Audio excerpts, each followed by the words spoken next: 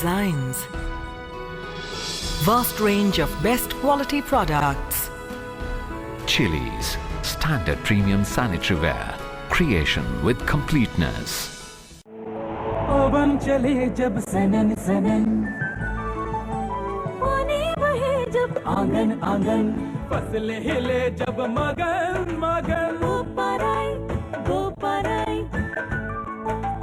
बोपराई motor starter अब motor start करे चुटकी में।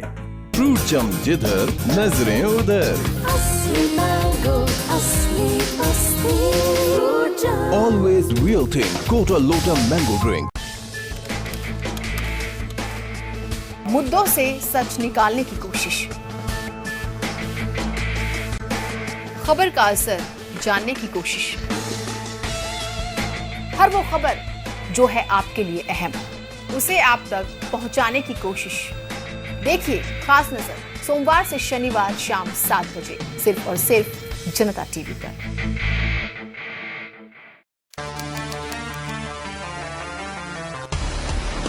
क्या रहा दिन भर खबरों का हाल, किस खबर ने किया बेहाल,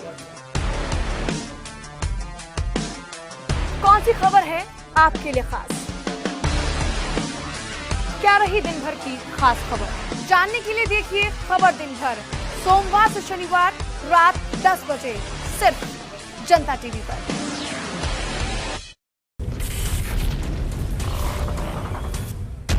शतरंज की ये विसात कुछ कुछ राजनीति से लगती है। मात देते मात खाते मोहे, कुछ ऐसे ही पेचीदा हैं राजनीति के दांव पेच। अगर चाहते हैं समझना तो देखिए राजनीति सोमवार से शुक्रवार रात 8 बजे।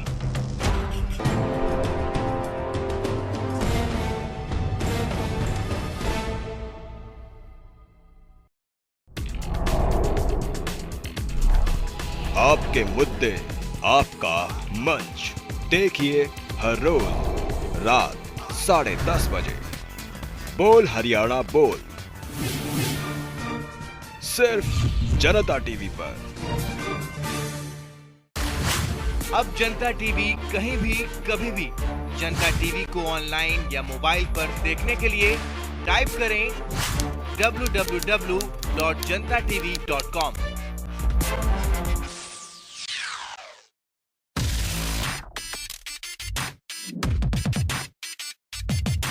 4 बज चुके हैं, वक्त है चौपाल का। मैं नासिर कुरैशी, मैं हूँ पूजा यादव, मैं हूँ जीनत सिद्दीकी। काशी की तंग गलियों की तरह काशी की सियासत भी पेचीदा हो गई है। भले ही क्षेत्रीय पार्टियों की बात करें तो राष्ट्रीय पार्टियों पर अक्सर हावी हो जाया करती है। चुनावों में नेता वही बोलते हैं जो जनता सुनना चाहती है। हमारे साथ धनखड़ जी हैं, पूजा हमारे साथ में है, किरा मेरे सहयोगी हैं, दोनों मेरे साथ हैं, मेरे सहयोगी, हेमंत भी हमारे साथ में है। सभी अपने आप को पाक साफ बताने की कोशिश करते हैं, लेकिन जब राजनीति में लोग उतर जाते हैं तो फिर सियासत करना जरूरी हो जाता है। समाज के अंदर जो मानसिकता है, जो संकीर्ण मानसिकता है, उसमें थोड़ा सा खुलापना है। आर या पार के चुनावी बात तो हमें समझ में वैसे भी आ रही है।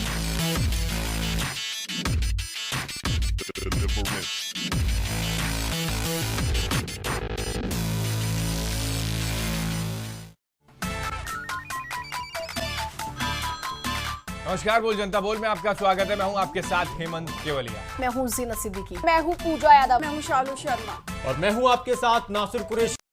हेडलाइंस के सह प्रायोजक हैं chillies standard premium sanitary ware.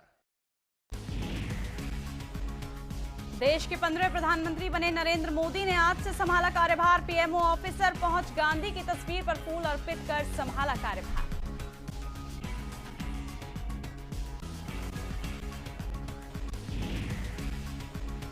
Modi के कैबिनेट मंत्रियों को मिले मंत्रालय। राजनाथ सिंह बने गृह मंत्री, वित्त और रक्षा मंत्रालय संभालेंगे अरुण जेटली। सुषमा स्वराज बनी विदेश मंत्री और सूचना एवं प्रसारण मंत्री बने प्रकाश जावड़ेकर।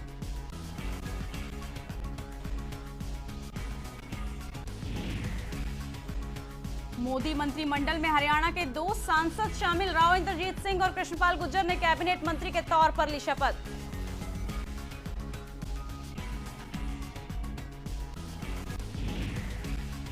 केजरीवाल की रिहाई याचिका पर दिल्ली हाईकोर्ट में सुनवाई आज। नितिन गडकरी ने मानहानि केस में जेल में बंद है केजरीवाल।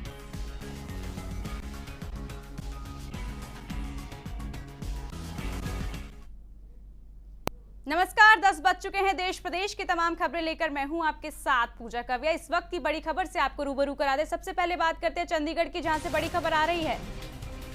आपको बता दें, HCS भर्ती मामले में यहां बड़ी खबर आ रही है चंडीगढ़ से,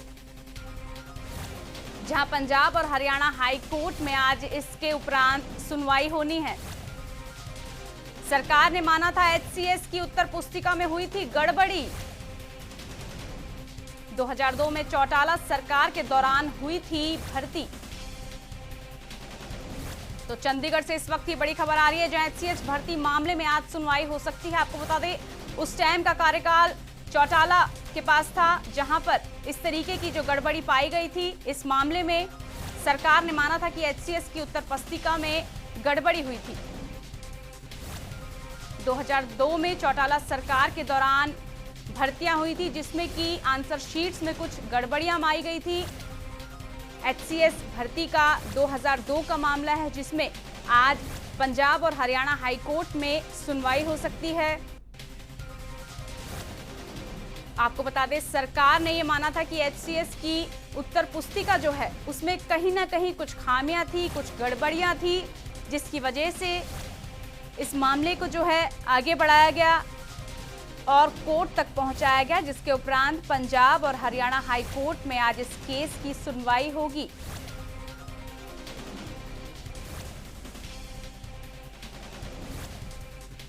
चलिए, पवन हमारे साथ सारी जानकारी के लिए चंडीगढ़ से जुड़ चुके हैं। पवन, क्या कुछ कहना है आपका इस मामले पर?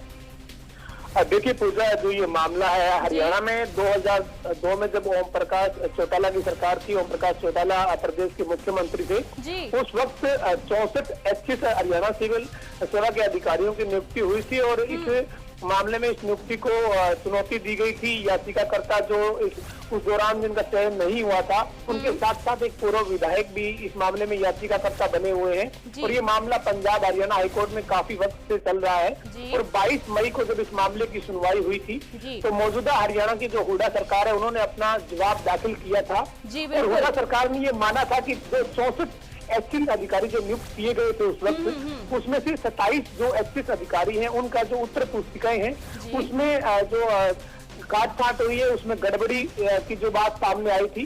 और ये जो बात सामने आई थी, तो ये हरियाणा की हुड्डा सरकार ने जो जवाब दाखिल किया था 22 मई को, उस वक्त कोर्ट में हरियाणा की हुड्डा सरकार ने ये अपने जवाब में कहा था कि जो 27 HCS अधिकारी हैं, उनकी आंसर शीटों के साथ छेड़छाड़ पाई गई है। तो ऐसे में ये एक बार फिर एक नया मामला है और HCS की भर्ती पर सवाल उठे हैं। हालांकि जो इस मामले में जो चयनित अधिकारी हैं, जो HCS हैं, उनका ये कहना है कि ये राजनीतिक साजिश है और राजनीतिक साजिश के तहत ये कार्रवाई की गई है। और जबकि इस तरह का जो मामला बनाया जा रहा है, ऐसा कुछ नहीं है, लेकिन फिलहाल मामला पंजाब हरियाणा हाई कोर्ट में है और आज पूजा इस मामले में सुनवाई कोर्ट में होनी है। पवन, आपसे जानना चाहेंगे कि आपने कहा कि राजनीतिक षड्यंत्र के चक्कर में कहीं ना कहीं इस मामले में देरी होती नजर आई। 2002 का मामला है, उसके बाद जो है 2014 में इसकी आज तक जो है सुनवाई चल रही है। क्या कहना चाहेंगे आप इस मुद्दे को लेकर? देखिए, ये जो राजनीतिक षड्यंत्र का जो बयान है, ये याचिकाकर्ता जो है उनके ऊपर जो बयान, जो सिलेक्ट कैंडिडेट हैं, जिनका चयन हो चुका है, जो इस मामले में जो 64 HCS अधिकारी जो चयन हुए थे, उनकी तरफ का ये पक्ष है। उनका ये आरोप है कि सरकार उनको बदनाम करने की साजिश है और राजनीतिक साजिश के तहत उनके इस मामले को उठाया गया है।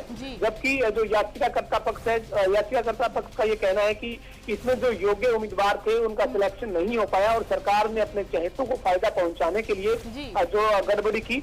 लेकिन फिलहाल मामला पंजाब हरियाणा हाईकोर्ट में है। पिछली सुनवाई के दौरान मौजूदा सरकार ने अपने जवाब में ये बात मानी है कि उत्तर पुस्तिकाओं के साथ गड़बड़ी हुई है और मामला जो है वो तत्कालीन सरकार, चौटाला सरकार का है, मामला 2002 का है। तो ऐसे में आज इस मामले में कोर्ट में क्या तथ्य सामने आते हैं, कोर्ट का क्या इस मामले में रुख रहता है, पवन, यहाँ आपसे जानना चाहेंगे कि इससे पहले भी जो है चौटाला ही जो सरकार थी, उसके उपरांत जो है शिक्षक भर्ती घोटाले में भी कहीं ना कहीं जो है चौटाला जो जब सरकार थी, वहां पे भी ये आरोप लगे थे। इस तरीके से जो है HCS जो भर्ती घोटाले में यहाँ पर भी जो है चौटाला सरकार के उपरांत इस तरीके के जो है सामने आया है ये केस। क्या आप क्या सुझाव देना चाहेंगे इस पर, क्या कहना चाहेंगे?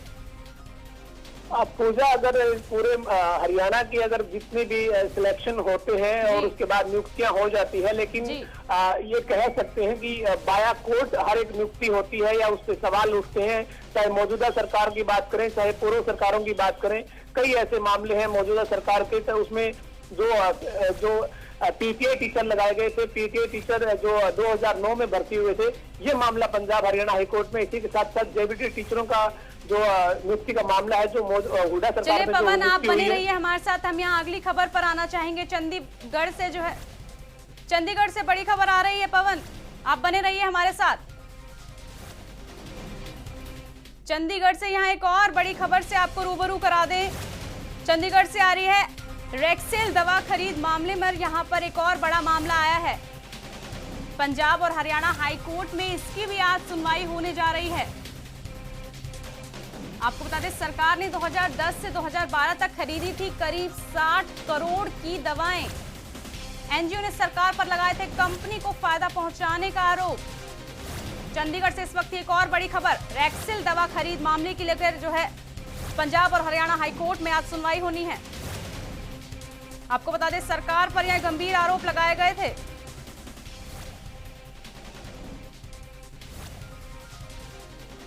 चलिए पवन, आपसे इस मामले पर जानकारी लेना चाहेंगे कि क्या कुछ ये मामला है, क्या कुछ संज्ञान में है आपके? पूजा, ये पूरा मामला जो है 2010 से 2012 के दौरान मौजूदा हरियाणा की हुड्डा सरकार ने जो बीज विकास निगम है उसके तहत रेक्सेल दवा खरीदी थी, जिसकी कीमत करीब 60 करोड़ रुपए बताई जा रही है। इस मामले में भिवानी भूमि सुधार समिति जो एनजीओ है, गैर सरकारी एनजीओ है, उस एनजीओ ने सरकार के इस फैसले को पंजाब हरियाणा हाईकोर्ट में चुनौती दी थी। सरकार के इस फैसले पर जो एनजीओ है उसने ये कहा था कि सरकार ने बड़ी बहुराष्ट्रीय कंपनियों को फायदा पहुंचाने के लिए रेक्सेल दवा खरीदी है, और जो रेक्सेल दवा उस वक्त 60 करोड़ रुपए में खरीदी थी, वो पैसे की बर्बादी थी और कंपनियों को फायदा पहुंचाने की सरकार की कोशिश थी। तो इसी आधार पर भिवानी के एक एनजीओ ने, गैर सरकारी एनजीओ ने इस मामले को पंजाब हरियाणा हाईकोर्ट में चुनौती दी थी। और इस मामले में पिछली सुनवाई के दौरान एनजीओ पर भी सवाल उठे थे और अदालत ने ये कहा था कि जो ये एनजीओ है इसका पिछले 3 साल का ब्यौरा एनजीओ का कोर्ट ने मांगा था, और कोर्ट ने ये भी कहा था कि एनजीओ का जो आय का स्रोत है, जो एनजीओ के पास पैसा आता है वो कहां से आता है, इसकी भी जानकारी कोर्ट को दी जाए, जो पिछली सुनवाई के दौरान एनजीओ की तरफ से कोर्ट को नहीं दी गई थी। इसी के चलते सुनवाई टल गई थी और आज इस मामले में सुनवाई होनी है। तो इस मामले को जहाँ एक तरफ एनजीओ ने सरकार के फैसले को चुनौती कोर्ट में दी है, वहीं कोर्ट ने एनजीओ पर भी सवाल उठाते हुए ये कहा था कि एनजीओ किसके लिए कैसे काम कर रहा है इसका पूरा ब्यौरा दिया जाए, और एनजीओ की जो आय का स्रोत है वो कोर्ट के सामने रखा जाए। तो आज इस मामले में एनजीओ का जो ब्यौरा है और कोर्ट का जो उसकी आय का स्रोत है वो कोर्ट में रखा जा सकता है। जी पवन, आपसे यहाँ जानना चाहेंगे कि किस तरीके की दवाई की जो खरीद फरोख्त यहाँ पे की गई थी, जिस तरीके से जो इस एनजीओ ने यहाँ पर आरोप लगाए हैं सरकार पर गंभीर। पूजा, रेक्सेल नाम की एक दवा है जिसका इस्तेमाल जो है गेहूं की कैनाल बंट नाम की एक बीमारी होती है, गेहूं और धान में कैनाल बंट नाम की एक बीमारी लगती है, उसके चलते सरकार सब्सिडी पर किसानों को ये दवा खरीद कर देती है। लेकिन जो एनजीओ है उसका ये आरोप है कि उस वक्त जब सरकार ने ये दवा खरीदी है उस वक्त जो किसानों को इसका कोई लाभ नहीं मिला, किसानों को इसका कोई फायदा नहीं मिला, और इसी के चलते एनजीओ ने इस मामले को कोर्ट में चुनौती दी और सरकार के ऊपर आरोप लगाया कि सरकार ने पैसे का गलत इस्तेमाल किया है और कंपनियों को फायदा पहुंचाया है। लेकिन कहीं न कहीं इस मामले में सवाल जो है वो एनजीओ पर भी उठे हैं और कोर्ट ने एनजीओ का ब्यौरा मांगते हुए उसकी आय की जानकारी भी कोर्ट ने मांगी है। जी चलिए पवन, बहुत बहुत शुक्रिया आपका इस तमाम जानकारी के लिए। तो चंडीगढ़ से खबर आ रही थी जहां पर रेक्सेल दवा खरीद मामले को जो है एक बार फिर से पंजाब और हरियाणा में आज उठाया जा सकता है। आपको बता दें, ये मामला जो है 2010 का है, जब एनजीओ ने सरकार पर इस तरीके की दवा खरीदने का गंभीर आरोप लगाया था कि इस तरीके की दवा जो खरीदी गई है वो सिर्फ कंपनी को फायदा पहुंचाने के लिए खरीदी गई है। इस तरीके की जो इतने करोड़ रुपए जो लगाए गए हैं वो सिर्फ एक कंपनी को फायदा पहुंचाने के लिए लगाए गए हैं। इसके बाद जो है इस एनजीओ पर खुद कोर्ट ने आरोप लगाया था कि इस एनजीओ की जो रकम है, जिस तरीके से एनजीओ चलाई जाती है, क्या कुछ उसमें पैसे का इस्तेमाल किया जाता है। इस तमाम खबरों को लेकर जो है कोर्ट ने दोनों ही पक्षों को सुना, इसके बाद फैसला सुनाया। आज जो है पंजाब और हरियाणा हाईकोर्ट में इसके उपरांत जो है फैसला लिया जा सकता है।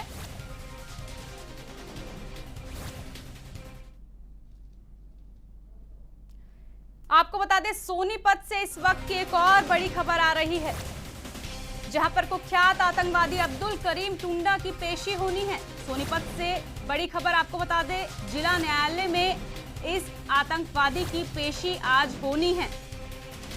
सोनीपत बम धमाकों में आरोपी है टुंडा, कुख्यात आतंकवादी है। आप सबको बता दें एक बार फिर से, अब्दुल करीम टुंडा की पेशी आज होनी है। आपको बता दें सोनीपत में जो धमाका हुआ था उसके ही आरोपी में ये आतंकवादी गिरफ्तार किया गया था। सोनीपत बम धमाकों में इसको आरोपी पाया गया था, अब्दुल करीम टुंडा, जिसकी आज जो है पेशी होनी है। चलिए, सोनीपत से हमारे संवाददाता योगेश सूद हमारे साथ तमाम जानकारियों के लिए जो है आ चुके हैं। योगेश, आपसे जानना चाहेंगे कि किस तरीके से आज जो है कोर्ट फैसला ले सकता है इस मामले के ऊपर। देखिए, अब्दुल करीम टुंडा जो कुख्यात आतंकवादी है, जी, जी, केस में अभी इस पे आरोप वगैरह तय तो हो चुके हैं। आज गवाही है जी कुछ लोगों की, क्योंकि 1996 में यहाँ पे बम ब्लास्टों का मुख्य आरोपी है जी। उस मामले में अभी पुलिस ने भारी मात्रा में पुलिस बल कोर्ट में तैनात हो गया है और सुरक्षा के पुख्ता इंतजाम कर लिए गए हैं। देखते हैं कि अभी आके बिल्कुल जैसे अब्दुल करीम टुंडा को गाड़ी लेकर आएगी तो उसे सीधा कोर्ट में ले जाया जाएगा, उसके बाद पता लगेगा कि आज क्या कार्रवाई हुई। जी बिल्कुल। चलिए, तो यहाँ योगेश सूद हमें बता रहे थे कि किस तरीके से कुख्यात आतंकवादी अब्दुल करीम टुंडा की आज पेशी हो सकती है। सोनीपत में जो है बम धमाकों में ये आरोपी पाया गया था, जिसके बाद जिला न्यायालय में इसकी पेशी होनी है। आपको बता दें अब्दुल करीम टुंडा एक बेहद ही जो है खतरनाक आरोपियों में से, आतंकवादियों में से एक है, जिसने जो है सोनीपत बम धमाकों की साजिश रची थी, जिसके तहत वहां पर बम ब्लास्ट किया गया था। उसी के उपरांत जो है आज जो है इसकी जिला न्यायालय में पेशी होगी।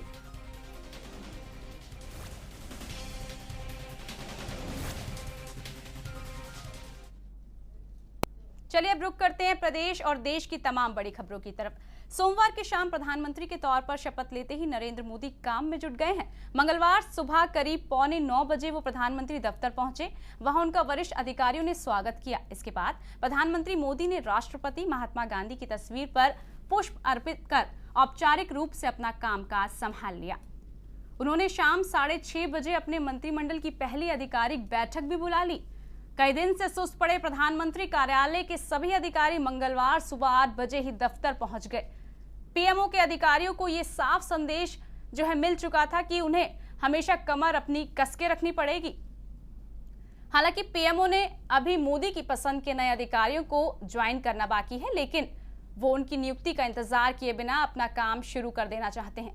मोदी ने अपने मंत्रिमंडल की पहली आधिकारिक बैठक मंगलवार शाम 6:30 बजे बुलाई है। हालांकि अपने मंत्रियों के साथ वो इस औपचारिक बैठक से पहले सोमवार की रात को ही बैठक लेंगे। रक्षा, विदेश और वित्त मंत्रालय जैसे संभालने वाले प्रमुख मंत्रियों के साथ उनकी बैठकें दिन में भी लगातार होती रहेंगी।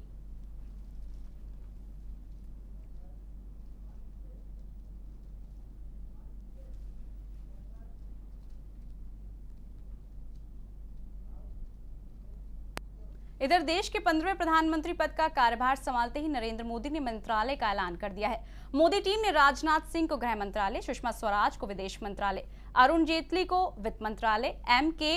नायडू को संसदीय कार्य मंत्री, नितिन गडकरी को भूतल परिवहन मंत्री, सदानंद गौड़ा को रेल मंत्रालय, उमा भारती को जल संसाधन और गंगा अभियान मंत्री, नजमा अल्पसंख्यक मामले, गोपीनाथ मुंडे ग्रामीण विकास, रामविलास पासवान को यहां खाद्य आपूर्ति मंत्री सौंपा गया, कलराज मिश्र को लघु उद्योग मंत्रालय, मेनका गांधी को या महिला बाल विकास कल्याण का कार्यभार सौंपा गया। वहीं अनंत कुमार संसदीय कार्य, रविशंकर प्रसाद दूरसंचार, कानून और न्याय अशोक गणपति राजू, वहीं नागरिक उड्डयन अनंत गीते, हरसिमर कौर बादल खाद्य और प्रसारण, वहीं नरेंद्र सिंह तोमर जुएल और आदिवासी मामले के संज्ञान में रहेंगे। वहीं राम मोहन सिंह कृषि, थारवार चंद गहलोत समाज कल्याण, इसके साथ ही स्मृति ईरानी को मानव संसाधन विकास, डॉक्टर हर्षवर्धन को स्वास्थ्य और परिवार कल्याण का विभाग सौंपा गया।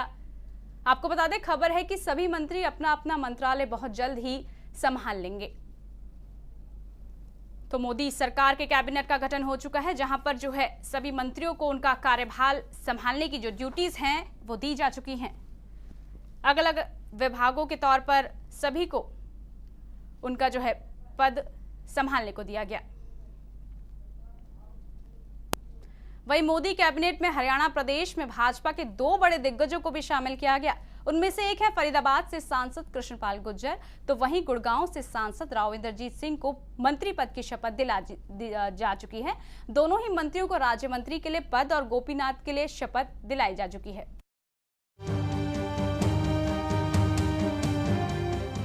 नरेंद्र मोदी ने सोमवार को जहां देश के 15वें प्रधानमंत्री के तौर पर शपथ ली, तो वहीं मोदी मंत्रिमंडल में हरियाणा के भी 2 दिग्गज शामिल हो गए।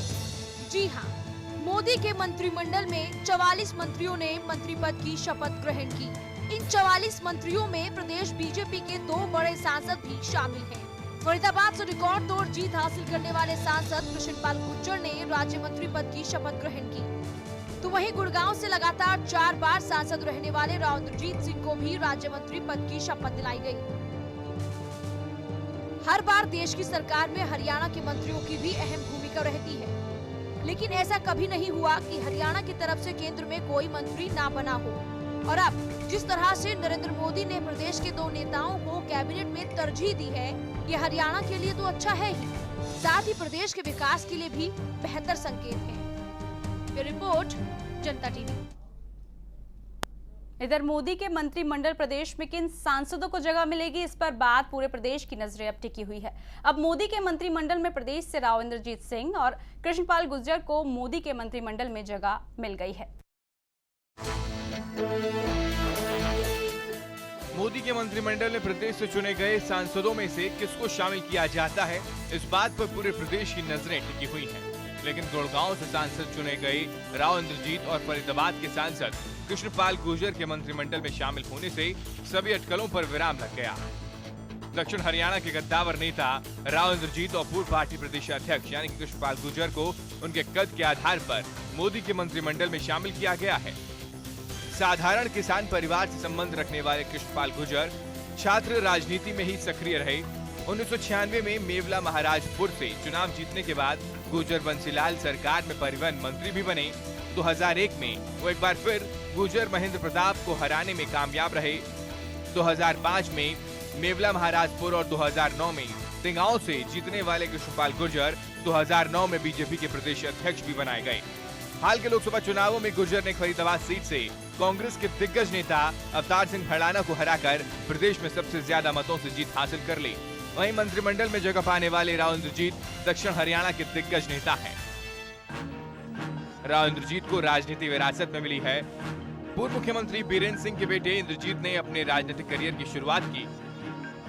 राव इंद्रजीत 1977 में पहली बार विधायक चुने गए। राव इंद्रजीत 1982 से 1987 तक प्रदेश सरकार में मंत्री रहे और 1998 में महेंद्रगढ़ सीट से लोकसभा के लिए चुने गए। 2004 में वो एक बार फिर महेंद्रगढ़ से सांसद बने। 2009 के चुनावों में कांग्रेस की टिकट पर गुड़गांव से सांसद चुने गए, लेकिन राव इंद्रजीत सिंह ने मुख्यमंत्री हुड्डा पर विकास में भेदभाव का आरोप लगाया और कांग्रेस को छोड़ दिया, जिसके बाद कमल को खिलाने के लिए भाजपा का दामन थामा। हाल ही हुए लोकसभा चुनाव में राव इंद्रजीत बीजेपी की टिकट पर गुड़गांव से सांसद भी चुन लिए गए हैं।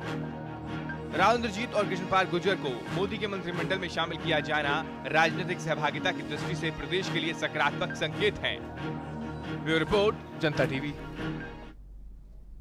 चलिए बात कर लेते हैं प्रदेश कांग्रेस के भीतरघात की। प्रदेश कांग्रेस भीतरघात करने वालों को सबक सिखाएगी जनता, ये कहना है जन स्वास्थ्य मंत्री किरण चौधरी का।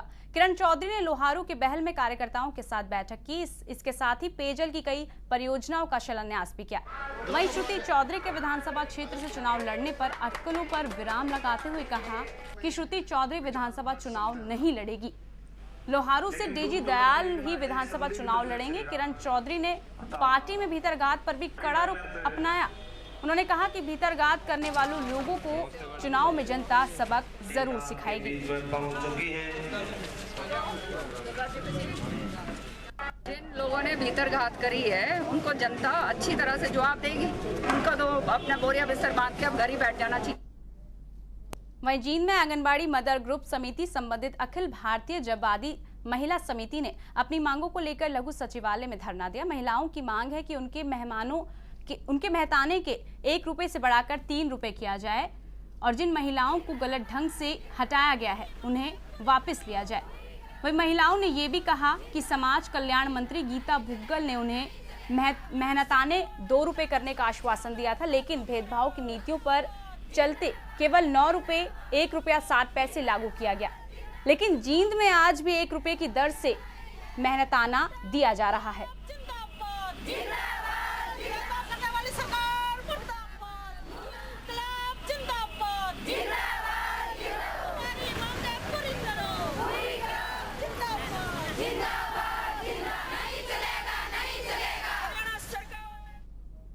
गीता भुक्कल ने 2 रुपये पर सहमति जताई थी क्या 2 रुपये मेहनताना करेंगे, लेकिन 1 रुपया 60 पैसा किया गया मदर ग्रुप की महिलाओं का, वो भी 9 जिले में लागू किया गया है। तो इसीलिए एक टाइम पर जो काम कर रही है, एक जैसा काम कर रही है, तो फिर मेहनताना में भेदभाव क्यों? महिलाएं काम कर रही हैं कई सालों से, तो उसको मतलब क्या हटाना नहीं चाहिए। मन मर्जी से काम कर रही है तो, और अपनी मर्जी से वो हटाया नहीं चाहे। इसकी हाजिरी लगे और इसका मेहनताना बढ़े, इसके लिए लंबी लड़ाई हम आगे जारी रखें। प्रतिनिधिमंडल गीता भुक्कल जी से मिला था, उस दौरान हमारे प्रतिनिधिमंडल से एक सहमति बनी थी कि इस मेहनताने को बढ़ाया जाएगा, और वो सहमति बनने के बाद वो बढ़ाया भी गया है हरियाणा के अंदर। लेकिन वो 1 रुपये से बढ़ाकर 1 रुपये 60 पैसे किया गया है, लेकिन उसको लागू 9 जिलों में किया गया है।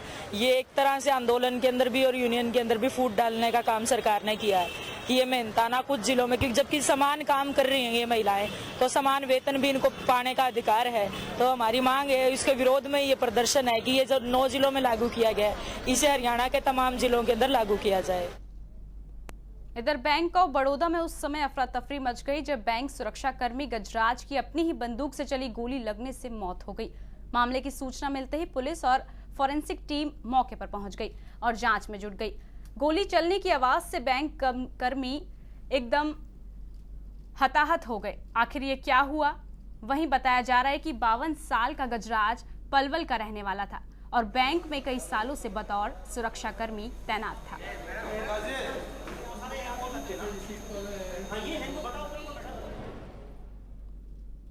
बर्तन की दाहिनी साइड गोली लगी, जिससे 2.5-3 साल से सर्विस कर लगा था।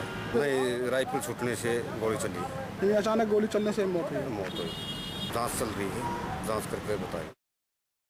चलिए, इस बुलेटिन में फिलहाल मेरे साथ इतना ही। मुझे दीजिए इजाजत। नमस्कार।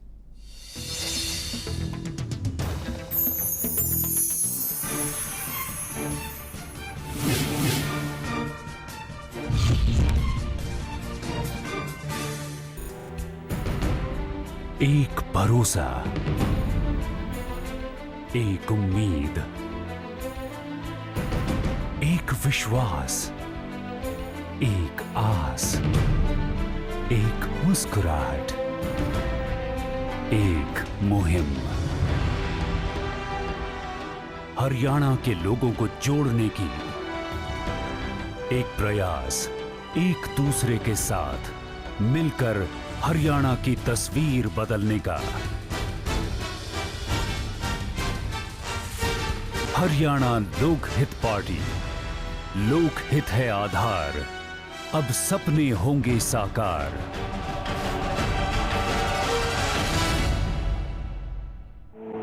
पवन चले जब सनन सनन, पानी बहे जब आंगन आंगन, फसलें हिले जब मगन मगन।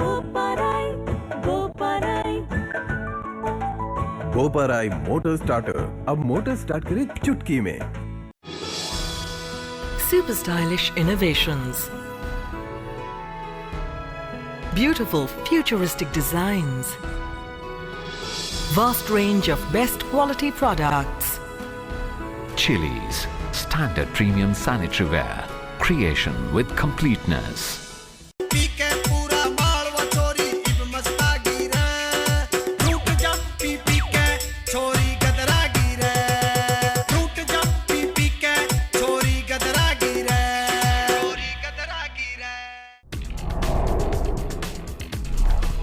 आपके मुद्दे, आपका मंच। देखिए हर रोज रात 10:30 बजे। बोल हरियाणा बोल, सिर्फ जनता टीवी पर। अब जनता टीवी कहीं भी कभी भी जनता टीवी को ऑनलाइन या मोबाइल पर देखने के लिए